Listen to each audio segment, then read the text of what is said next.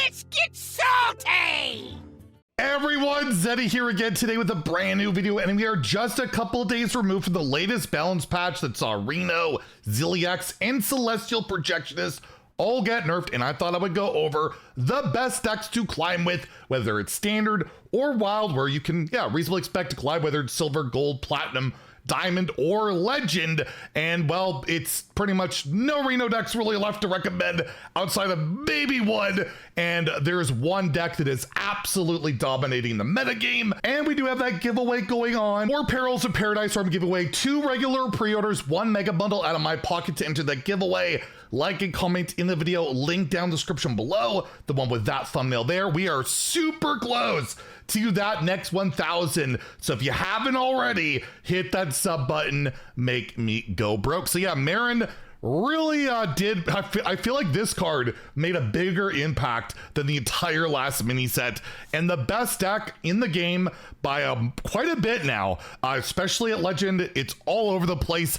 Tempo Druid. This emerged like just a couple days right before the latest balance patch, and it does run the nerfed Zilliax module, virus module, perfect module, but Reno decks got nerfed, which makes this, or Reno got nerfed in particular, which makes this deck a little bit better, not having to deal with that, and they ramp, right? Like this deck, if you look at the stats right now, Splish Splash Whelp, when in the opening hand, Mulligan, 70% chance to win the game if you have this in your opener. And again, you have like the gift to get wild growth, and then the broken things you can do with like Doomkin, especially if you Puppet Master Dorian your Doomkin, you can just like deramp your opponent. They can't play the game and you murder them.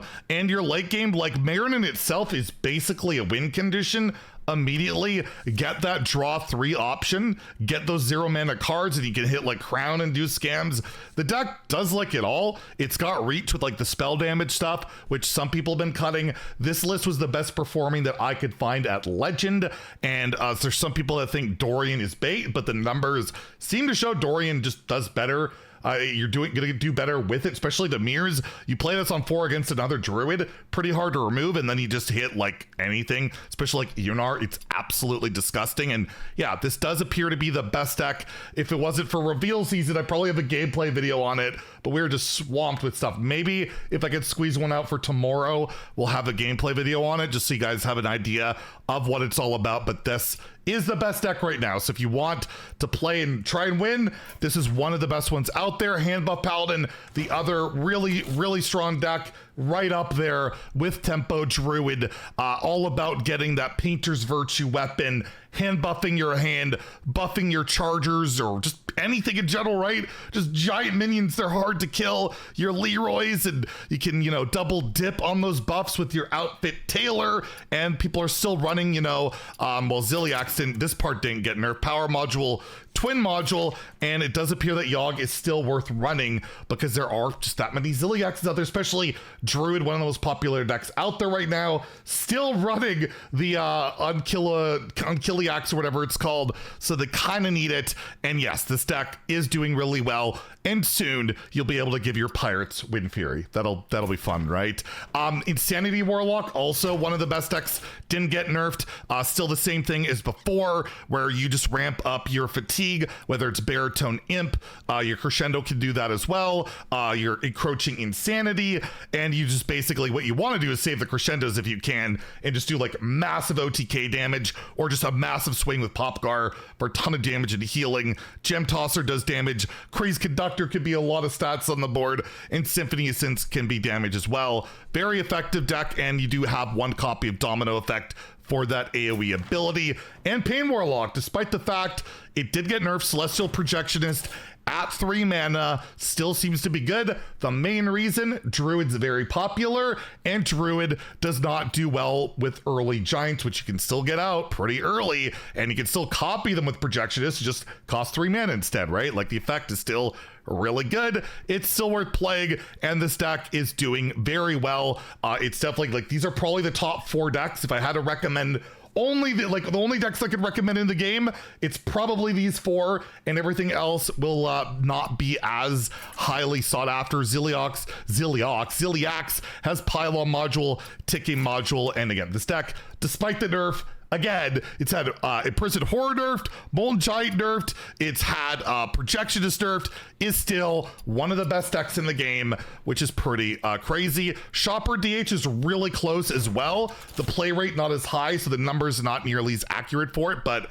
basically back to the non-sharpshooter build, more just pure Shopper Demon Hunter with a Zilliax of Haywire module and power just to get a bunch of stats early if you can. Of course, you want to Umpire's Grasp into your Window Shopper, get those cheap demons, do really good stuff, and card for your random big Therodons or like a big threat from the other side, and just try and smork your opponent down. I think it's doing a bit better because, again, you can just murder Druids possibly before they get going. Next, we have like the Excavation Rogue, where, you know, you want to excavate a lot, whether it's through your tutoring, particular with Pit Stop into your Drilly the Kid, but you also have miners in this deck, and, you know, just all sorts of stuff going on. Still have Zilliax, but again, it's not the Unkilliax. Perk module, ticking module, you've got Yogg. Some people have run Marin in this, some people don't. The numbers are very close, so if you want to cut a card and play Marin, you could cut like Dubious Purchase in particular is probably the card you're looking at, or maybe a Cult Neophyte. You probably want to keep Greedy Partner, but you can cut one of those cards if you want to try out Marin in this deck. It's not terrible, and yeah, especially, you know, it's a lot more fun to play with the 0 mana cards and random legendaries, and then you can recast stuff with tests and do absolutely broken stuff. But this is probably the least consistent of the decks. Like, it's super popular, it's the highest play rate at Legend at least, but win rate rise is just like just above 50%. It is not the most effective top tier deck, but people really like playing it because of the random nonsense. And yeah, those wins you can get can be absolute spectacular scams. And of course, Sonya, which I think is just going to be like insane next set with all this 1 mana stuff coming. Imagine, I can't imagine Sonya. I keep saying it. I don't imagine she lasts this whole standard rotation as is. She could lead to some pretty busted stuff with your break dances, and, you know, your mana cheap pirate can be pretty ridiculous. Rainbow Excavate seems to be okay. I played this at like top 1000 Legend. I had a positive win rate. It didn't crush it. It's pretty fair, but it's still pretty good, where you do have a perfect module, ticking module in here, so you don't use the Unkilliax, and you don't even have Climactic. It's not about spending corpses. It's like a more pure control deck where you have your Reska that you can bring back with your Excavates. You got Marin for some scams, Headless Horseman for that infinite value. Threads is a great board clear. Again, it's not top tier. It can win. You can climb with it, but it's just one of the decks that I really like. It's more that control-y style that I enjoy, where you try and grind it out a bit, and it has a positive win rate. Even though, like Legend, it's really close to like 50%, but it's still performing pretty well. So I wanted to recommend that. The best performing Hunter deck appears to be Secret Hunter, which, yeah, just a bunch of secrets, a lot of aggression, try and cheat out like your Mantle Shapers. You just have the Haywire module, Power module for a lot of stats on your early Zilliax, and try and kill your opponent. Pure aggression, Huffers and all of that, not much else to it. And, you know, the new cards are like Bargain Bin to tutor that Starstrom Bow can be very effective. Reno Warrior, I don't like. It's the only Reno deck that I could find at Diamond through Legend that's exhibiting a positive win rate. And at Legend, it falls off a cliff. It's like 45, 43%.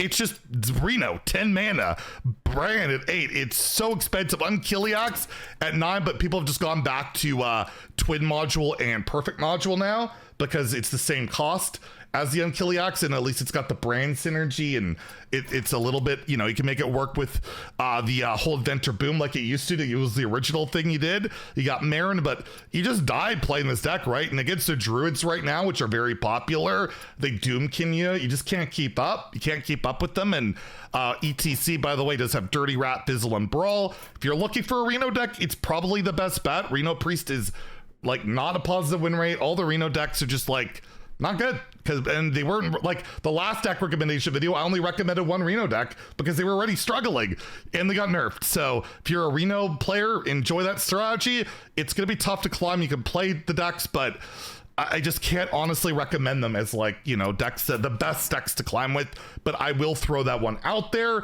And for Mage, we're looking at Spell Mage still. It's doing well. It's got like one Heat Wave, one Reaver, but overall it's usually the same build, like one or two cards different, where it's, you know, Stargazing Glyph or Stargazing your Light Show and try and burn your opponent out with your mana cheat from Manufacturing Error. And it's, again, not the best performing deck, but it's certainly legend capable and very, very free to play friendly, with the only epic being a free one in the core set right now. And Wild, I mean, the Reno nerf did impact Wild because the only way to combat some of these like super aggressive strategies Reno decks, and they seem to be okay. I think Reno Priest is probably playable. Regardless, I'll recommend the same Null Rogue as last time. It's still good. Cheat out 0 mana Nulls, 0 mana Giants, 0 mana Shards. It draws so fast that you can Zeph for a win con. It draws like almost like your deck for like no mana. It's pretty ridiculous. And yeah, you could just play your Twisted Pack on 1 and your weapon and your Nulls are 0 immediately, which yeah, is pretty busted. Pirate Rogue, which is probably going to get even better with the next expansion, is one of the best decks already. Zilliax has Pylon and Ticking Module. And of course, Toy Boat can help you draw your deck. Distributor got buffed for some reason we're still wondering about to this day. And the second it's playable in Standard, they'll probably revert it. Until then, you got to deal with it Wild. And yeah, you got your Cold Bloods. Imagine Cold Blood with the Wind Fury minion. Can you imagine what that's going to be like? Any minion on the board, you give it Wind Fury, Cold Blood, boom. So yeah, this might be a deck you want to invest in for that next meta coming up, because that is looking pretty scary. Quest Warlock, still one of the best performing decks, because they just seem to just don't care about Quest Warlock being like super polarizing, meta defining, slocks out every slow deck with that Demon Seed. Just cycle with your Dark Glare, get infinite mana basically with mass production, cheat out Giants, you're imprisoned Horrors, and yeah, win the game. It's pretty effective, and especially if you're at the lower rank threshold, you're like, you know, a bit lower MMR, you're gonna crush people not playing those optimized aggro decks. This just absolutely farms them until you get to, yeah, the higher ranks where people have to play a deck to beat this or else they're going to lose. Horahan Hunter is a deck that can beat this, and this is the Renathal variety because you have so many tutors to get to your egg or get to your meat wagon, which gets you your egg, and then you can go infinite with like Prince of Horahan or the Mocthanal Lion. ETC has a Flare to get through Ice Block, a Dragon Breath to get through Infinite Freeze if you're facing like a Shaman, or a Tundra Rhino to give that board charge. And this is a rank 1 list, so it's kind of tech for the meta. If you don't have Mojo Master Zihi, you don't need it. Just throw in like a cheap secret, you're good to go. But overall, yeah, get infinite eggs, get infinite rushing beasts and keep bringing them back. It's an effective deck. It's pretty crazy. Another deck that it's crazy that this exists, and it's fine, but it is because apparently Wild's got to be Wild. And the one Reno deck, like I said, I think Reno Priest is probably still playable. This got rank 1 right before the nerfs, and I don't think Reno going to 10 will kill the deck. It certainly hurts it. Everything else stays basically the same. It requires a billion legendaries. It's very expensive. ETC has Raise Dead, The Light It Burns, and Convert in it. And if you want to play some Reno Priest, it's just a bunch of tech cards. And I really don't get how people win with this, but someone hit rank 1 with it. And yes, it even runs Tuskar Trawler, which there is 0 chance this card is optimal, as it just dredges. But it's in the list, and there's been a lot of Twitter talk about it. And no, I am not a believer in the Trawler, but it's a greed pile, so I guess why not? So there you go. That should be the last deck recommendation video until Perils in Paradise goes live. So hopefully this will get you guys to that finish line. And then we await a lot of pirates. And I feel like the game is going to get so aggressive and crazy. We'll have to wait and see. I could be wrong. We know I've been wrong a lot. Anyways, if you enjoyed the video, please like and subscribe. Have a great day and stay salty, my friends.